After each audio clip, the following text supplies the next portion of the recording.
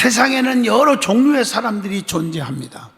해를 끼치는 마이너스 인생, 즉 거미 같은 인생, 자기만을 위해서 살아가는 세모표 인생, 개미 같은 인생, 이웃에게 유익을 주고 이익을 주는 플러스 인생, 꿀벌과 같은 인생이 있다는 거죠.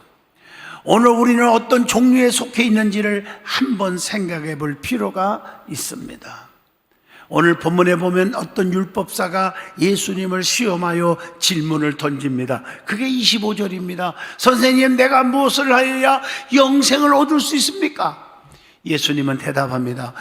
하나님 말씀에, 즉 율법에, 하나님 말씀에 뭐라고 기록되었으며 네가 어떻게 그 성경을 읽고 있었느냐라고 질문하니까 오늘 27절에 답을 합니다. 네 마음을 다하고 목숨을 다하고 뜻을 다하고 정성을 다하여 주 너희 하나님을 사랑하고 또한 네 이웃을 네 자신과 같이 사랑하라 하였나이다. 주님이 28절에 뭐라고 대답했습니까? 옳도다, 네가 최대로 알았다. 아는 것이 중요한 게 아니단 말이에요. 이를 행하라, 그러면 살리라, 이렇게 말씀해요. 그때 율법사들이 또 빈중대면서 질문을 던집니다. 내 이웃이 누굽니까? 그때 주님이 오늘 본문 말씀을 소개합니다. 여리고로 내려가다가 강도를 만난 자가 있는데 거반 죽게 되었어. 근데 제사장도 그냥 지나가고 레인도 그냥 지나갔지만, 즉 교회의 중직들이 직분 가졌다고 믿음 있는 척하는 자들이 그냥 바빠서 지나가 버렸어. 그런데 사마리아 사람이 그냥 지나가지 않고 짓밟힘을 당하고 무시당했던 사마리아 사람인데 그는 그를 구해줬다. 그 강도 만난 사람의 이웃이 누구냐? 이렇게 주님이 반문할 때 뭐라고 대답했어요? 율법사들이 사마리아 사람인데요, 자비를 베푼 사람인데요. 그러자 예수님이 뭐라 하겠습니까? 아는 게 중요한 게 아니야. 너도 이와 같이 행하라, 사랑의 실천자가 되라, 이 말씀을 하는 거예요. 오늘날 여러분 이론적으로야 얼마나 많이 알아요. 예수님이 누구고 하나님이 누구고 성령님이 누구고 교회 안에서 예배를 드리고 기도는 어떻게 해야 되고 뭐 하나님 앞에 감사는 어떻게 하고 11조는 어떻게 하고 다 알고 있어요. 입술로는 너무너무 많이 알고 입술로는 많이 고백을 해요. 그런데 말이 아니라 행하는 신앙, 실천하는 신앙이 중요하다는 것입니다. 오늘 저와 여러분이 이 본문을 중심으로 사랑의 실천자가 되자 하는 제목으로 깊은 은혜의 시간이 되어지기를 갈망합니다. 제일 먼저 오늘 본문에 여러 종류의 사람들이 나오는데 나는 그 종류 중에 어떤 사람인지를 스스로 자각하고 발견하고 점검하는 시간이 되자는 얘기입니다. 저는 하나도 빠짐없이 오늘 본문 성경을 그대로 영적으로 여러분에게 해석해 주는 것입니다. 첫째 사람이 누가 등장합니까? 강도 만난 사람이 등장합니다. 이게 오늘 본문 누가복음 10장 30절입니다. 강도를 만나면 어떻게 되었다고 오늘 기록되어 있습니까? 육체에 큰 타격이 옵니다. 거의 거반 죽게 되었다고 그랬어요. 오늘 30절 보니까 영적으로 봅시다. 사탄을 만나면 믿음이 거의 죽을 지경이 되는 거예요. 육체의 질병도 여기에 속한다고 봅니다. 강도 만난 자가 어떻게 됐어요? 있는 거 다 빼앗겼다고 했어요. 영적으로 보면 우리가 세상의 강도를 만난 것처럼 영적인 강도를 만나면 사업도 직장도 잘 나가도 언젠가는 망가진다는 것입니다. 이게 오늘 본문 말씀 30절의 교훈입니다. 그러므로 영적으로 강도 만난 자가 되면 안 됩니다. 평안을 상실하고 불안과 초조와 근심, 걱정, 공포에 시달릴 수밖에 없는 거예요. 그러면 왜 강도를 만났냔 말이에요. 오늘 본문에 답이 다 나와요. 예루살렘을 떠나서 여리고로 내려가다가 강도를 만났다고 30절에 말합니다. 예루살렘은 어떤 곳입니까? 하나님의 말씀이 선포하는 거룩한 곳, 하나님의 은혜와 평강이 넘치게 임하는 곳입니다. 하나님의 구원의 은총이 있는 곳입니다. 예루살렘은 오늘날 교회를 의미합니다. 성전을 의미합니다. 그러므로 성전을 사모하시기를 축복합니다. 예루살렘에서, 즉 성전에서 여리고로 내려갔기 때문에 강도를 만난 거예요. 오늘 30절에 보니까. 여러분, 여리고는 어떤 곳인지 아시죠? 비옥한 도시입니다. 산물이 풍성한 곳이에요. 한마디로 말하면 경제가 막 너무너무 넘치게 활성화되는 곳이 여리고입니다. 그 대신 물질이 있는 곳에 죄가 많잖아요. 사치가 있고 방탕이 있고 죄악으로 가득 찬 곳입니다. 마치 소돔과 고모라성 같은 그곳이 여리고입니다. 유혹이 너무 많아요. 유혹에 이끌려 교회를 멀리하고 세상으로 내려갔기 때문에, 여리고로 내려갔기 때문에 강도를 만난 겁니다. 왜 여러분들이 잘 나가다가 강도 만나 죽게 되고 사업 다 망치고 여러분 건강 망치고 왜 그럽니까? 내려가다가 어디로? 여리고로. 세상이 너무 좋아서 내려가다 보면 이야단 나는 거예요. 여러분, 영적으로 성경에 분명히 우리에게 가르쳐주고 있어요. 믿음은 올라가야지 내려가면 안 됩니다. 날마다 올라가야 돼요. 올라가, 올라가. 나머지 집에 가서 불러요. 어디로 올라가야 할지. 여러분, 룻기서를 보면요, 나옴이라는 여인이 나오지요. 베들레헴에서 먹고 사는 것 때문에 좀 잘 먹으려고 이방 땅, 하나님이 기뻐하지 않는 땅, 죄악으로 가득 찬 땅 모압으로 내려가다가 성경에 뭐라고 말해요? 슬픈 여자가 되었어요. 남편이 죽어버렸어요. 사랑하는 두 아들 말년과 기률이 죽어버렸어요. 이게 룻기서 1장 1절로 5절의 말씀이에요. 내려가니까 슬픈 여자라고 고백할 수밖에 없었어요.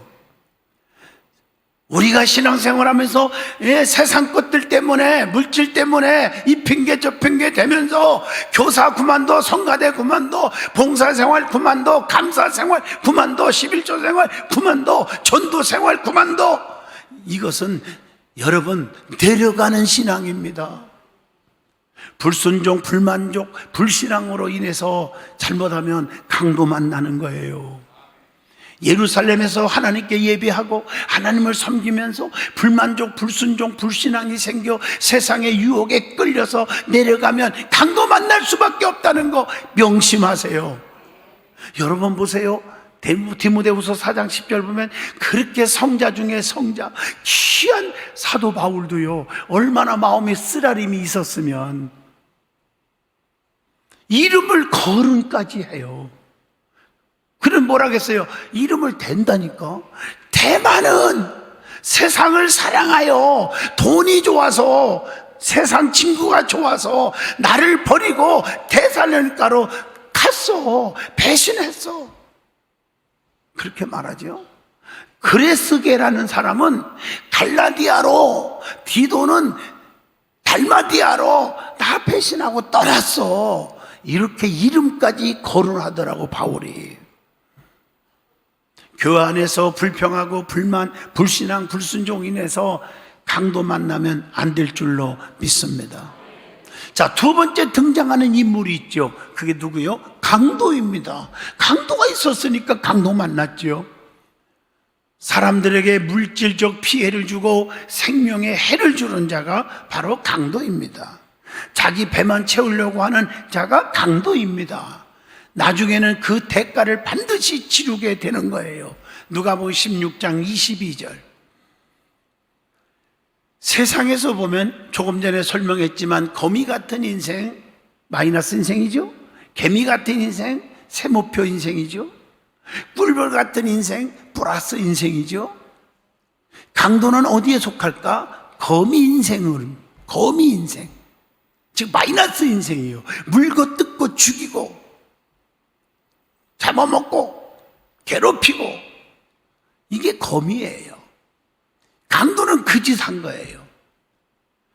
영적인 강도가 뭘까요? 나 때문에 말 한마디 함부로 하고 미워하고 불평과 부정적인 말을 조장하고, 그래서 영혼들을 죽이고 괴롭히고 실망시키고 교회를 떠나게 하고, 그래서는 안 되죠.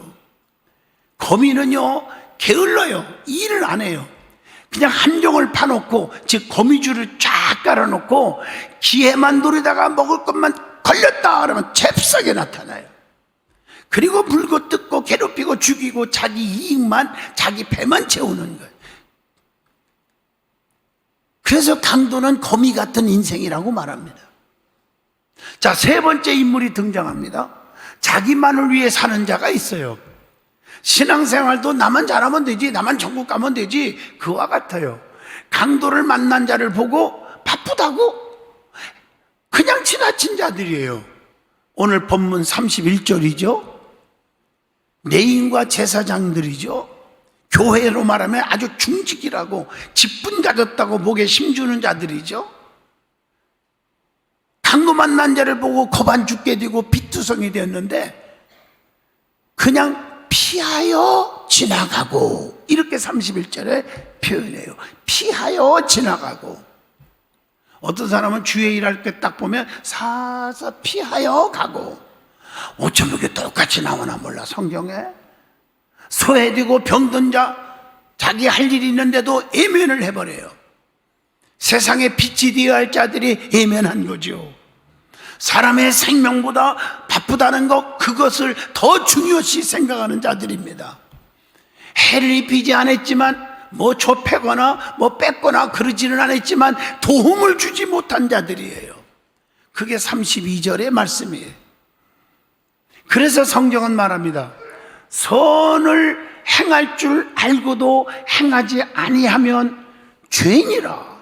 야고보서 4장 17절에 말씀을 합니다. 예수님은 손해를 입히지 않는 자를 심하게 책망한 것이 마태복음 25장 27절에도 나오지 않습니까? 이런 인생을 뭐라고 그러느냐? 개미 같은 인생이다, 이렇게 말합니다. 자, 네 번째 등장하는 인물이 나오죠. 그 겁안 죽게 되고 강도 만난 자를 사랑을 제공한 착한 사마리아 사람이 있었다는 거예요. 그게 33절의 말씀입니다.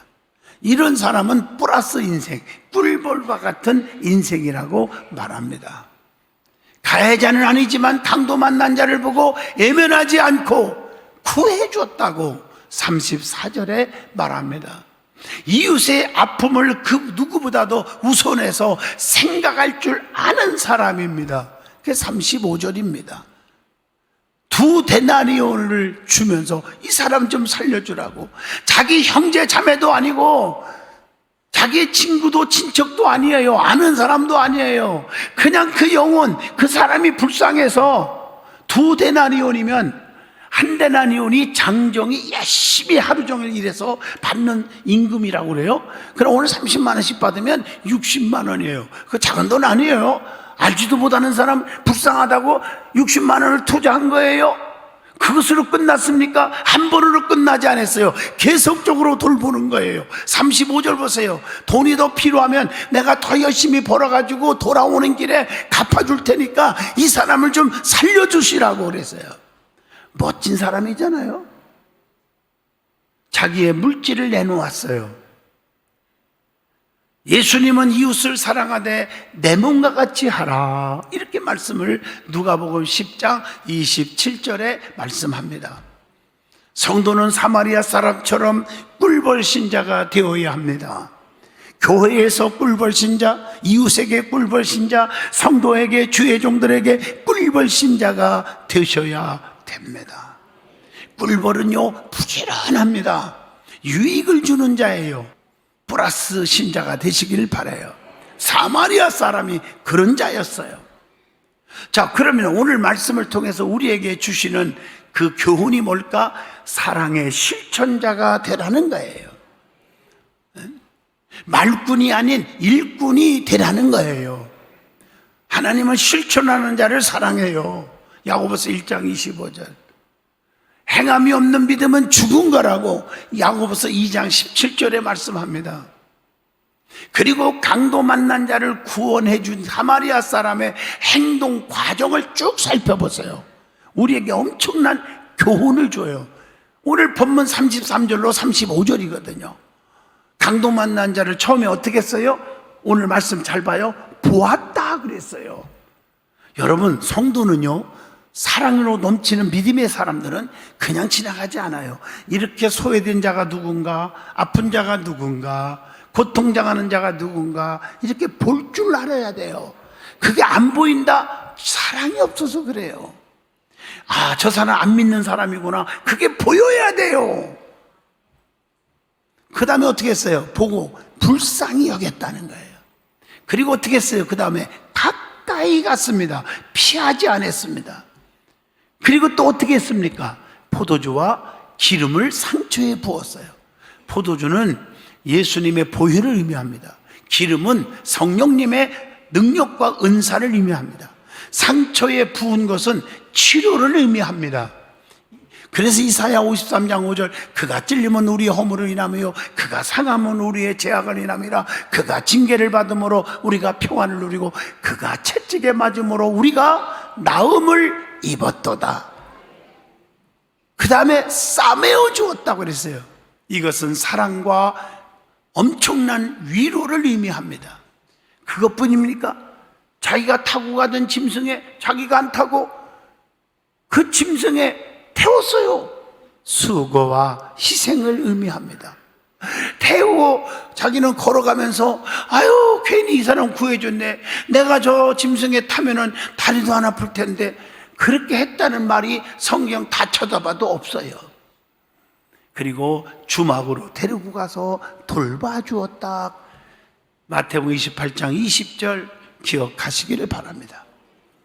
이것은 교회에 데리고 가서 관심과 사랑을 베푼 것 같은 영적인 의미를 줍니다. 뿐만 아니라 데나리온을 주고 주인에게 돌봐주라고 했고, 즉 이것은 책임과 양육을 의미합니다. 디모데후서 3장 14절, 비용이 더 들면 갚아주겠다고 했어요. 빌립보 4장 18절을 기억하십시오.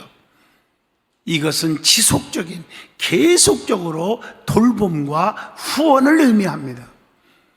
전도도요, 믿음이 자랄 때까지 끝까지 관심과 사랑을 제공해 줘야 합니다. 그리고 물질로 투자할 줄 알아야 합니다. 여러분, 많은 분들이 착각하는 경우가 너무 많아. 내 인생에 많이는 안 살았어도 보면 그 원리를 알아요. 성경에 보면 그 원리를 가르쳐 줬어요. 샘물도 퍼주고 퍼줄수록 더 좋은 물이 나오듯이, 여러분들이요, 주님으로부터 받은 축복을 나누면 나눌수록 더 좋은 것들이 온다는 사실을 모르기 때문에 인색한 거예요. 여러분, 말씀 한번 맞춰보려고 하는데, 부메랑이라는 단어 기억나세요? 이게 무슨 뜻인지 아세요? 이 부메랑은 옛날 새와 날짐승을 잡으려고 만들어진 건데, 목표물을 향해서 딱 던져서 명중하면 되돌아오지 않지만 맞히지 못하면 되돌아온다는 거예요. 그래서 처음 던졌을 때의 속도와 힘으로 원위치 않은 이 부메랑은 던진 사람에게 비수로 다가오기도 하고 용기와 격렬로 다가오기도 한다는 얘기예요. 여러분, 조금 더 쉽게 설명할게요. 우리의 인생을 한번 비교해 보세요. 마찬가지라고 생각하지 않아요? 오늘 무심결 때 하는 말 한마디, 무심결 때 행동하는 그 행동이 부메랑이 되기도 한다는 거예요.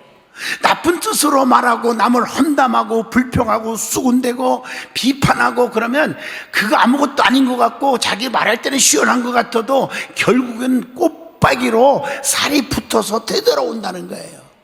좋은 말과 칭찬을 하는 사람에게는 친구와는 뭘까 할 거예요. 좋은 인간관계라는 선물이 되돌아온다는 거예요. 좋은 일을 하는 사람에게는 좋은 것이 돌아오는 것, 자연의 이치 아닙니까?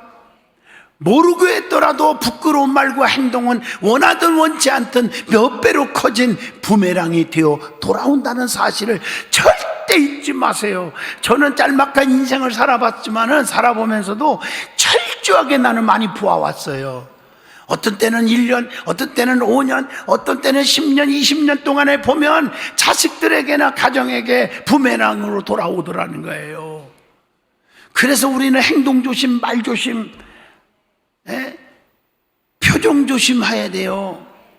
이제는 우리가 어떻게 살아야 할지 간단하게 답이 나오잖아요. 그동안 무심코 날렸던 부메랑이 어떤 모습으로 돌아오겠냐는 거예요.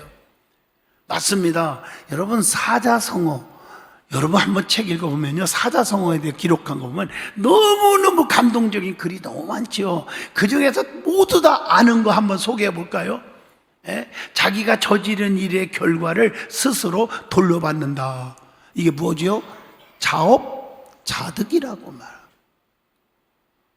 행위의 선악에 대한 결과를 후에 받게 된다는 말로 흔히 죗값을 치른다 하는 말로 인과 응보의 법칙을 꼽을 수가 있지 않아요? 아니, 아는 거 진짜 많이 아네요, 우리 성도님들. 이제부터는 함부로 행동, 함부로 말하지 않겠네요. 결국 뿌린 대로 거둔다는 것은 악하게 살면 죄를 받고 선하게 살면 복을 받는다는 거예요. 제가 가장 강조한 메시지가 뭡니까? 성경의 원리. 원인이 있게 결과가 있어. 나쁜 원인이 있으면 나쁜 결과가 오는 거예요. 그래서 심는 대로 거두리라, 수고한 대로 먹으리라, 행한 대로 갚으리라, 구한 대로 받으리라, 믿음대로 될지어다요. 이게 성경의 기본 원리라니까요. 우리 하나님의 백성들은 항상 언어 생활이나 행동에 있어서 부메랑이 되게 하지 마시고 하나님의 자녀다운 언어와 행동으로 아름다운 본이 되는 하나님의 참된 사명자가 되시기를 진심으로 축복합니다. 인생은 부메랑 게임이라고 봅니다. 우리의 생각과 말과 행동은 빠르고 늦음의 차이는 있을지언정 놀랄 만큼 정확히 자신에게 돌아온다고 하는 사실입니다. 오늘 사마리아 사람들은 짓밟힘을 당하고 무시당하고 업신여길 당했지만 바로 그 사람은 사랑의 실천자가 되었습니다. 겉보고 판단하지 마시고 저와 여러분은 사랑의 실천자가 됩시다.